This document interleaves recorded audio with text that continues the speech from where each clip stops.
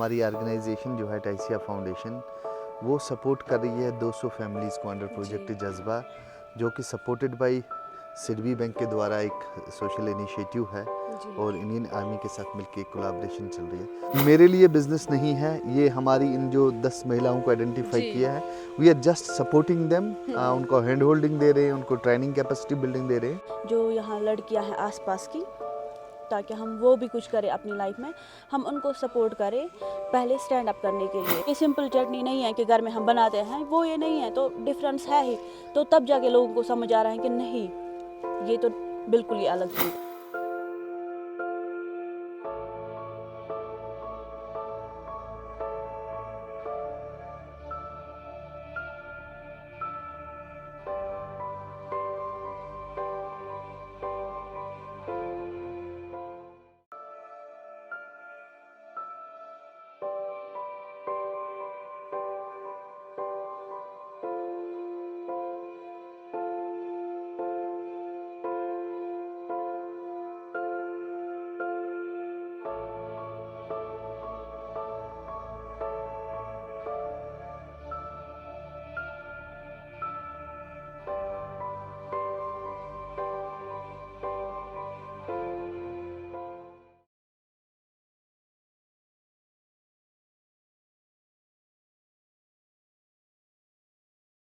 अस्सलाम वालेकुम, आदाब, नमस्कार, सत श्री अकाल। दोस्तों, मैं आप सबका दोस्त आरजे दानिश और आप मुझे देख पा रहे हैं रेडियो कुपवारा 89.6 FM के सोशल मीडिया हैंडल्स पर। दोस्तों, आज हम आए हैं दरगमूला में, जी हाँ, जज्बा सेंटर को एक्सप्लोर करने के लिए। जी हाँ, एग्री जज्बा सेंटर, जहाँ पर कश्मीर की चीज़ को, घर की चीज़ को एक शनाख्त दी है। यहाँ की लड़कियों ने, एक ऑर्गेनाइजेशन ने इनको सपोर्ट किया और अपनी घर की चीज़ को एक नाम दिया और उसे पूरी दुनिया तक पहुंचाया और कोशिश कर रहे हैं कि हर एक इंसान तक ये चीज़ पहुंचे। जी हाँ, मैं बात कर रहा हूँ वॉलनट चटनी की, जो कि हर घर की एक प्यारी सी चीज़ है। हर खाने में अगर वो बन जाए साथ में तो उसका एक स्वाद आता है, उसका एक टेस्ट आता है और वो हर एक छोटे बड़े हर एक इंसान को बहुत पसंद है। ऐसे ही यहाँ के होनहार लड़कियों ने अपना एक इनिशिएटिव लिया।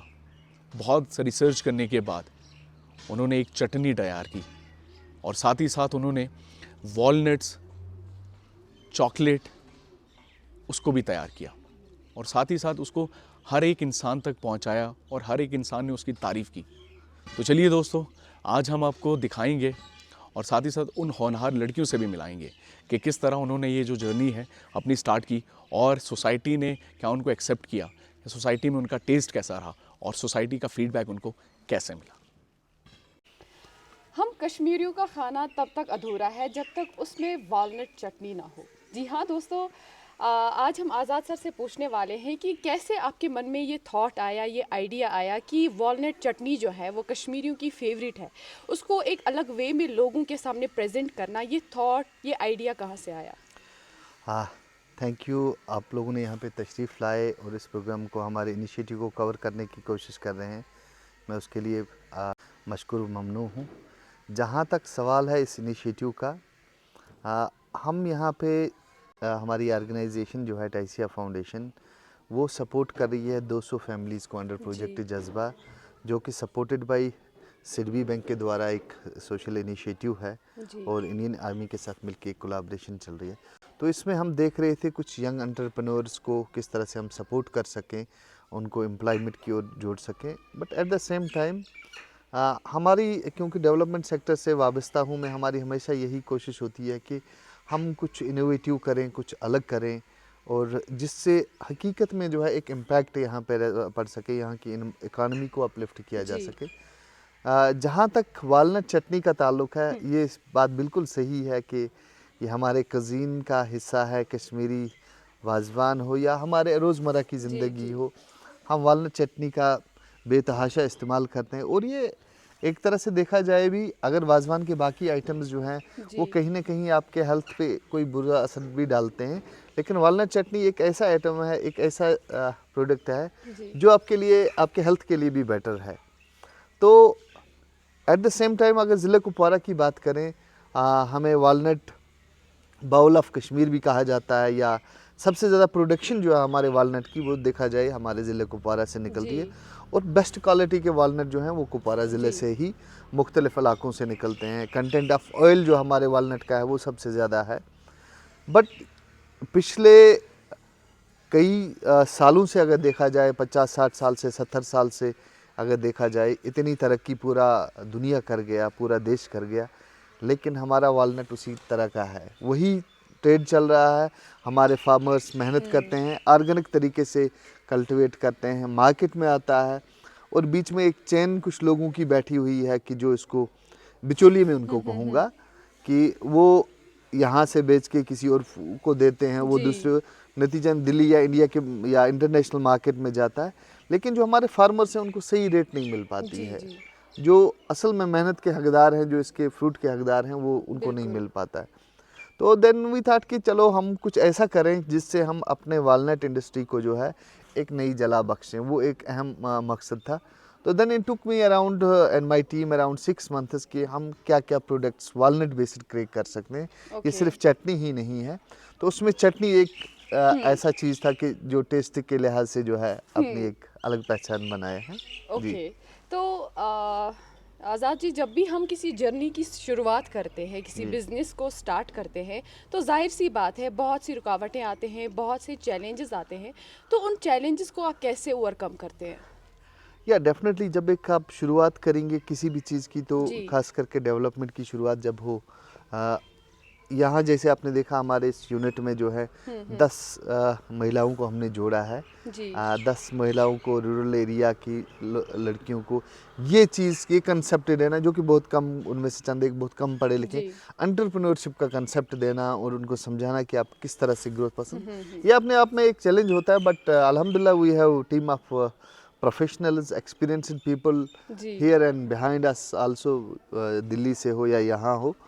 And at the same time हमें डिस्ट्रिक्ट एडमिनिस्ट्रेशन का बड़ा सपोर्ट मिला। I am thankful to DC ma'am also, उन्होंने सपोर्ट दिया, इंडियन आर्मी ने खास करके, जी। और जो हमारे एक्सपर्ट टीम है इसमें लगी हुई है, दिन रात काम कर रहे हैं। ये उनकी काविशों का नतीजा है। एक बहुत बड़ी अच्छी बात कही आपने कि आपकी वजह से आज बहुत सारी लड़कियां हैं जिनको रोज़गार फराम हुआ है, जो अपने दम पे कमा रही है। आपकी जो ये टीम है, अपनी इस टीम को आप किस तरीके से सपोर्ट प्रोवाइड करते हैं और किस तरीके से जो है आप उनको मोटिवेट करते हैं? देखिए, सबसे बड़ी मोटिवेशन हमारी एनजीओज़ वालों की ये होती है कि yes we are contributing for the society, we are working for the needy people. जी। वो मोटिवेशन एक ऐसी चीज़ है कि जो हमें हमेशा काम करने पे मजबूर करती है कि नहीं और आगे बढ़ा जाए और किया जाए, जी। और वही चीज़ है। और एट द सेम टाइम एक लीडर का काम यही होता है कि अपनी टीम को जो है मोटिवेटेड रखे और आगे बिल्कुल। लेके चले। तभी आगे बढ़ती है जी, जी, टीम। जी। और मेरा आपसे ये पूछना है कि हर कोई इंसान जब कोई बिजनेस स्टार्ट करता है जी। तो उसके मन में यही होता है कि इस बिजनेस को मुझे आगे लेके जाना है, मेरा बिजनेस जो है ये लोगों तक पहुंचना चाहिए, इसे एक अलग मुकाम मिलना चाहिए। तो उसके लिए आपकी क्या स्ट्रेटजीज रहती है? देखिए, पहली बात यह है कि मेरे लिए बिजनेस नहीं है, ये हमारी इन जो 10 महिलाओं को आइडेंटिफाई जी। किया है, we are just supporting them, उनको हैंड होल्डिंग दे रहे हैं, उनको ट्रेनिंग कैपेसिटी बिल्डिंग दे रहे हैं। जी। बट या एट द सेम टाइम कहीं ना कहीं एक मेंटर का रोल वहाँ पे मेरा है। जी। तो उसके लिए हमने क्या किया, मैं रेसिपी को क्रैक करने में हमें 6 महीने लगे। जैसे हम आपने देखा वालनट चटनी हमने पहले बनाई, उसको देखा, उसकी शेल्फ लाइफ चेक की, जी। डिफरेंट प्रोसेसेस से देखा, और ये भी देखा कि ऑर्गेनिक ही रहे, किसी किस्म का इसमें केमिकल का यूज़ हम ना करें। जी। फिर हमने देखा कि और क्या किया जा सकता है। वालनट रॉक जो है अब अपनी पहचान बना रही है, उसका इस्तेमाल किया। बेस्ट ग्रेड वालनट कर्नल्स का यूज़ हमने यहाँ पे किया। एट द सेम टाइम फिर हमने वालनट डेट्स को बनाया, एक और रेसिपी इन्होंने क्रैक की, एक अच्छा चॉकलेट बनाया वालनट। अच्छा बहुत ही ज़्यादा जी, टेस्टी है। वालनट हमारा फज जो है बड़ा अभी जी। इंडियन मार्केट में बड़ी पहचान बना रहा है। तो हमने ये कहा, हमने देखा भी बाकी जैसे श्रीनगर वगैरह में देखा थोड़ी थोड़ी लेवल पे प्रोडक्शन हो रही है, बट कहीं ना कहीं मैंने देखा बड़े बड़े हाउसेस हैं लेकिन वो क्वालिटी नहीं दे पा रहे जी। हैं। जी। कहीं ना कहीं क्वालिटी के साथ कंप्रोमाइज़ किया। तो वी थॉट कि हम इंश्योर करें 2-4 आइटम्स एज ऑफ नाउ हम यहाँ से बना रहे हैं और जो मार्केट में जा रहे हैं, एंड आई एम जी। श्योर आने वाले दिनों में ये एक अच्छी बड़ी एंटरप्राइज बनेगी। ओके। एक आखिरी बात आपसे पूछना चाहूँगी कि जी। अभी आने वाले 10 सालों में आप इस प्रोजेक्ट को कहाँ पे देखते हैं? क्या आपकी जो ड्रीम होता है किसी का कि मुझे अपने इस प्रोजेक्ट को बहुत हाई लेवल तक पहुंचाना है, बहुत आगे पहुंचाना है, जी। तो आपकी क्या राय है इसको लेके? जहाँ तक अगले 10 सालों की बात करूँगा, मुझे यही उम्मीद है जिस तरह से मुंबई में लिजर्ड पापड़ वाली 4 महिलाओं ने शुरू किया था, या आपका अमूल का आपका जो एग्जाम्पल है जी। हमारे राजस्थान में, फिर अगर आपके केरला की बात करें, केरला में जो शुरू हुआ था आपका जो वो उजाला, जी। तो देखा जाए वो चंद आम लोगों ने शुरू किया। जी। तो मैं वही विजन रखता हूँ और उम्मीद ये करता हूँ कि आने वाले चंद सालों में ये जो इनिशिएटिव हमने जज्बा प्रोजेक्ट के तहत लिया है, जी। ये ना सिर्फ इन 10 महिलाओं को रोज़गार प्रोवाइड करेगा, बिल्कुल। बल्कि ये ज़िले की इकॉनमी को बेहतर बनाने में एक अहम रोल अदा करेगा और कश्मीर के वालनट को इंटरनेशनल लेवल पे अपनी एक अलग पहचान दिला पाएगा। कश्मीर की वालनट चटनी हो या इसके बेसिड और भी प्रोडक्ट्स हम कोशिश में लगे हैं कि मुख्तलिफ ऐसे प्रोडक्ट हों, और कोशिश ये कि आप 10 साल की बात करें, मेरा तो ये है कि अगले 5 साल में हम इंशाल्लाह। इंटरनेशनल मार्केट में अपनी एक अच्छी पहचान बना पाएँ। और अभी तक जो भी रेस्पॉन्सेज हमें मिले हैं जी। वो बड़े ही इंसान को मोटिवेट करके रखते हैं। अच्छा बहुत हो अच्छी रहा है। बात है, बहुत अच्छी बात। चलिए, बहुत बहुत शुक्रिया आपका आज़ाद सर, अपना वक्त देने के लिए हमें। Thank you very much. तो दोस्तों, आज हमारे साथ एग्री जज्बा यूनिट सेंटर की हेड पाकीज़ा नज़ीर जी हैं। इनसे जानने की कोशिश करेंगे। पाकीज़ा जी, सबसे पहले तो आपका बहुत बहुत शुक्रिया, आपने हमें अपना कीमती समय दिया। पाकीज़ा जी, सबसे पहले आप मुझे बताएं, आप यहाँ पर आए, जी। आपने एक ऐसी चीज़ का इनिशिएटिव स्टार्ट किया जो एक, मैं कहूँगा, बहुत मुश्किल था, क्योंकि एक उस चीज़ का नाम बनाना कि जिसको अभी तक लोगों ने शायद देखा ही नहीं देखा है। ही नहीं।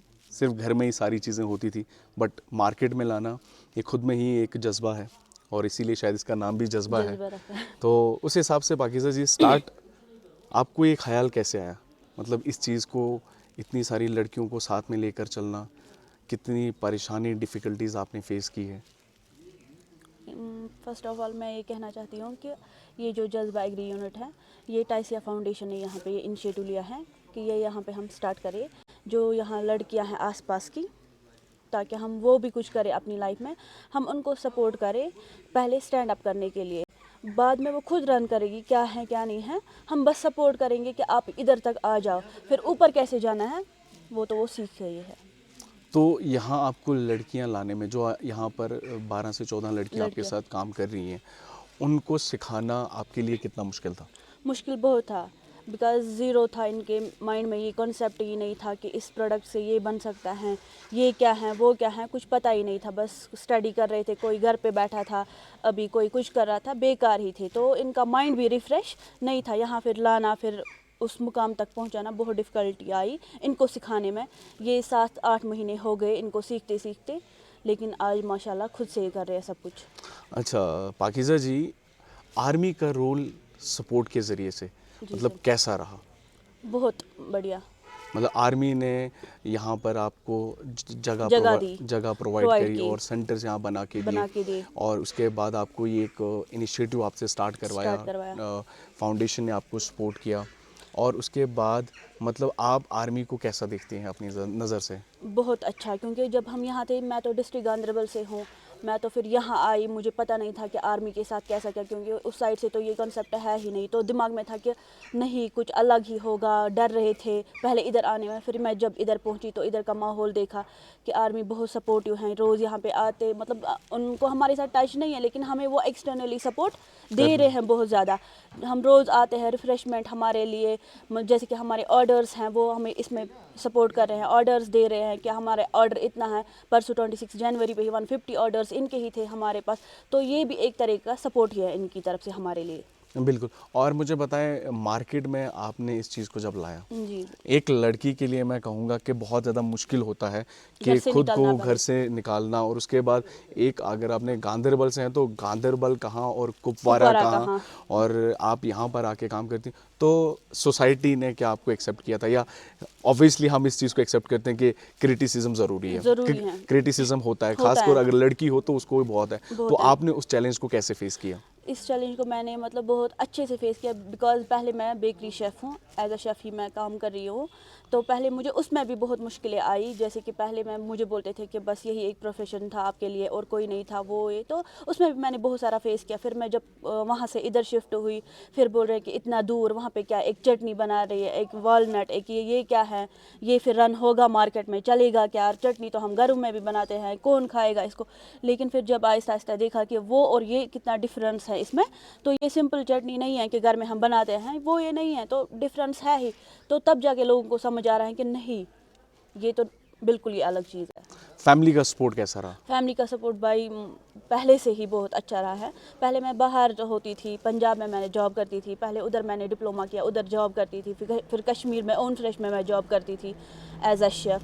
फिर मैं इधर आई, तो फैमिली का सपोर्ट मुझे पहले से ही बहुत अच्छा रहा, क्योंकि उनको लगा था, जब मैं घर पे होती थी तो मैं खुद से ट्राई करती थी चीज़ें बनाना, तो उनको पता था कि इसका पैशन है यही, तो इसको सपोर्ट इसी में करते हैं। ये नहीं कि अब वो करो ये करो, अगर हम फोर्स भी करेंगे ये तो उसमें कुछ नहीं कर पाएगी। चलो आज माशाल्लाह हमारे सारे मतलब मेरे घर वाले, मेरे ख़ानदान के सारे जितने भी रिलेटिव हैं, वो बोल रहे हैं कि हमें इस पे प्राउड है कि इसने ये स्टेप उठाया।